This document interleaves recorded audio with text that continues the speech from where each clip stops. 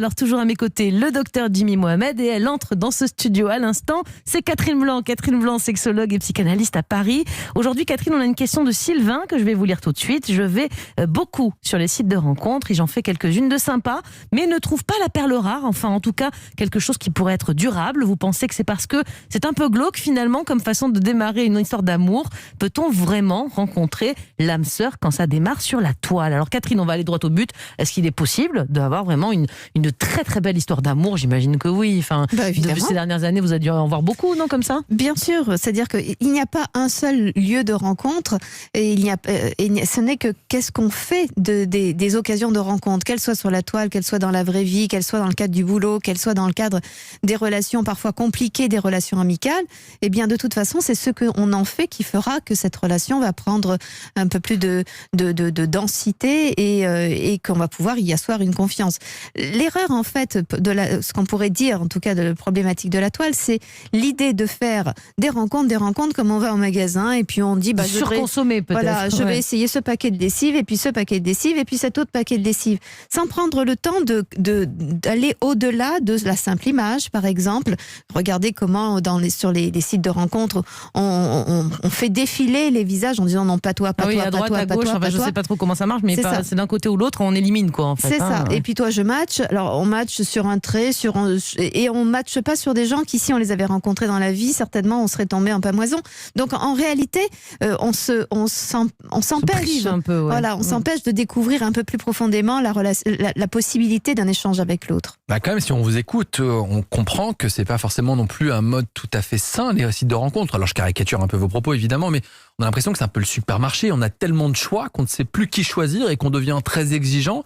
Et qu'on se dit la prochaine fois, peut-être que j'aurai mieux. On est à la quête peut-être du mieux, alors que le hasard de la vie parfois nous fait rencontrer des gens sur le lieu de travail ou des amis ou au cours d'une soirée où finalement la magie va opérer, mais d'une façon beaucoup plus simple.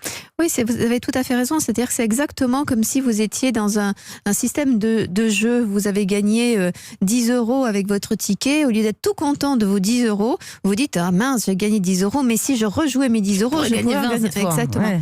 Et en fait, on n'est jamais dans le plaisir de ce qui se joue là parce qu'on est invité toujours à il y a derrière, pendant que j'ai matché cette personne-là, il y a derrière une autre qui aurait été beaucoup mieux. Et donc ça peut être extrêmement triste parce que c'est exactement la même chose. Est-ce que j'ai bien intérêt à me promener en tenant la main de mon partenaire dans la vie? Parce que si ça se trouve dans la rue, je pourrais en croiser un autre.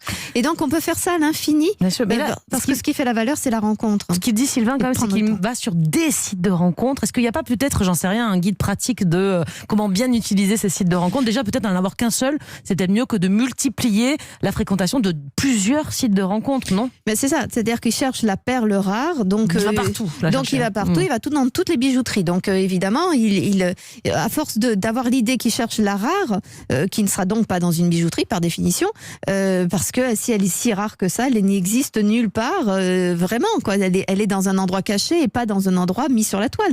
Donc à un moment donné, il faut aller progressivement, il faut rencontrer des gens pour de vrai et voir que c'est finalement pas ce que l'on cherche peut-être, mais en ayant donné à la relation un tant soit peu de chance. Et peut-être que tout le monde n'est pas sur les sites de rencontres pour les mêmes raisons. Certains vont peut-être chercher le coup d'un soir et puis comme d'autres, comme Sylvain, vont chercher peut-être la perle rare. On n'est pas tous en adéquation avec la demande, on n'a peut-être pas tous envie de la même chose au même moment. C'est ça. Je crois que vraiment, c'est plein de promesses.